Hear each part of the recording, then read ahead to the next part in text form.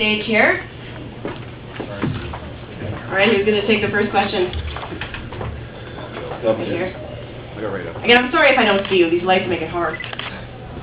All right, Gord, a bunch of big wins for you tonight. Congratulations on that. But I know that you've been looking forward to someone asking you this question all day. Have you taken any shots off your golf score this year? It depends how late I stay out the night before I play golf. But once if I'm hot and cold, I can be bad or good. So don't get out enough.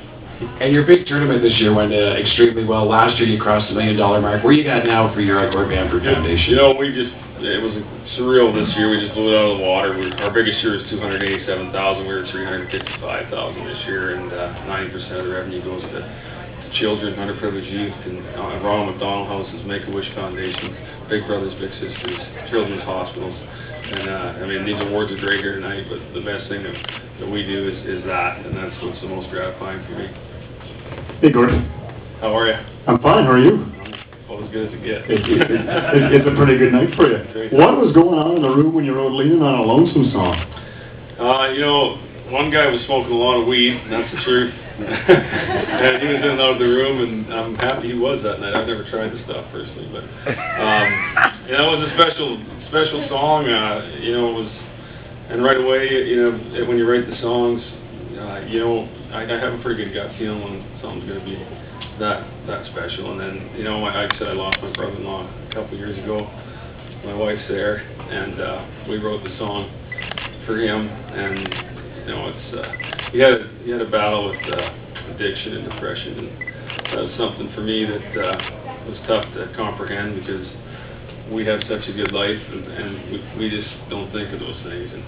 And until I started getting fan mail from people and stuff like that, I never understood what the power of a song could really do, because that song has saved some lives out there, and it's taken people from addiction to being sober again. So it was something that wasn't just an award stand there that I win, but it was a song that's impacted, you know, people across the world, and mainly Canada, to change and become better for the music. So. Hi, Carla from City TV. So when you accepted for Single of the Year, you started off your acceptance speech by saying that you grew up in Lacombe, you live in Lacombe, so I can imagine receiving all these awards this evening. It means that much more that it's happening right here in Edmonton. Yeah, half the town's in the arena tonight, so it sure does. You know, I was born in Australia, came to Alberta at the age of 4 with my mother. My mom and dad divorced, and I grew up in Lacombe all my life, and has been a huge Oilers fan all my life, and been to this arena many times to watch hockey. And you know, to win the awards that we have tonight in our home, I call it my hometown, is bittersweet. You know, it's something that it never helps to have your hometown momentum behind you. And we did it in 2010, but the greatest thing about doing it again is now I feel like it's legitimate. So it's just a great feeling. Oh, back here. Hi, Gord. I'm over by the bar, so you might be able to see me here. Hey, how's it going? Good spot. Yeah. Yeah, I think you just touched on that, saying that these awards maybe made it a little bit more legitimate. Is that sort of how do you look at winning awards? You won a 4 total this time, and how do you take that? Is it is it going to change you? Well, I don't ever like to correct anybody, but I won 5. So, no. So you're humble, is what. Yeah. You know, sorry, man. No. Can you ask me that question again? Sure. I mean, what awards, like, I mean, it's great to win them, but has it been changing you? I mean, is it validating you? You seem like you've worked a long time to get to where you are. In the last few years, you've certainly, I think, got to that next level. And do the awards sort of tell you that you're doing the right thing? No doubt. I mean, it's been 16 years. I'm working on my 6th record. I'm 37 years old.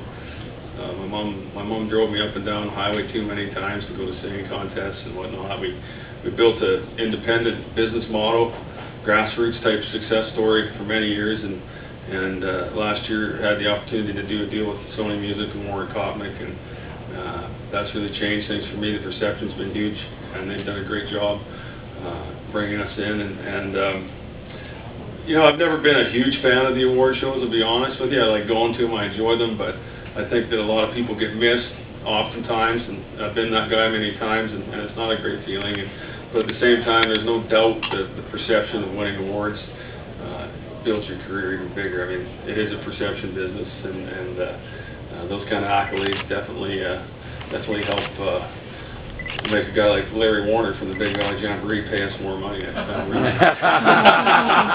course, the sound was down and we couldn't quite see. There's someone else. Was that you in a white muscle shirt dancing on stage? Yeah, you know, that was just no, that wasn't me. I'm not much of a dancer, but I thought they did a heck of a job. They're local. They're right from Edmonton here, so it was great to have them. And it was, you know, it's a different single for me. It's a song that is a little bit moody and sexy, and it's not that honky-tonk thing. And I thought that was awesome. So that wasn't me, that's for sure. All right. You're not going to see me on Dancing with the Stars anytime soon.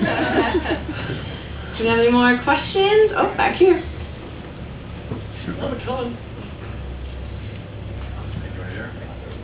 Awesome, brother. Great job. Congratulations. Thank you. Keith Lloyd from Accessible Media here at Edmonton. You touched on something that caught my attention here, amongst, of course, your great music. The awards, the CCMA are back here again next year.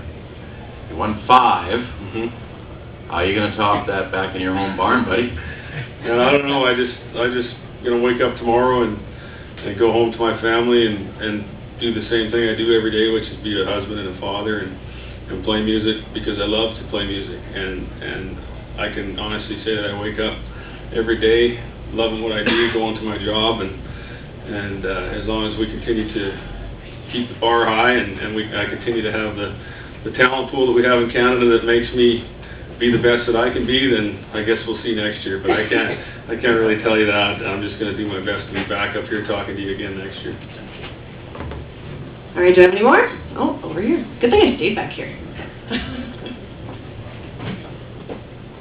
Congratulations, Gord. Thank you. Just live tweeting on behalf of the CCMA, and we do have a fan question that has come through for you. Great. It's from Jasmine Hinton. It says, all this touring with Reba makes me think a duet would be killer. Any chance of that happening?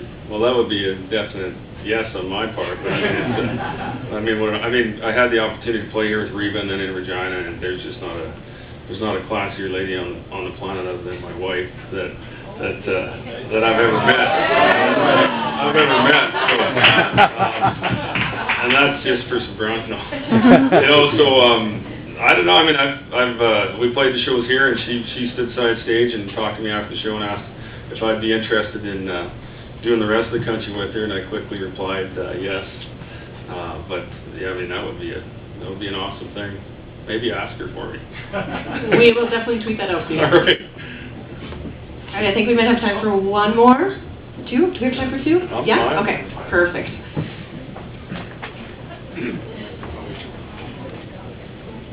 Hi, Gord. Jonathan from EC Canada. Hey, man. Big congratulations to you. That's amazing. Not 1, 2, 3, or 4, but 5. That's amazing. I want to know, what are you going to do to celebrate? Like you said, you've been doing this for 16 years. This is huge. Yeah. So celebration, let's talk about that. Yeah, I mean, I think Warren Kovic said that he's probably going to max out his credit card from Sony tonight. Yeah. But the worst part about that is it's all going to be recoupable, and I'll get billed for it later. So,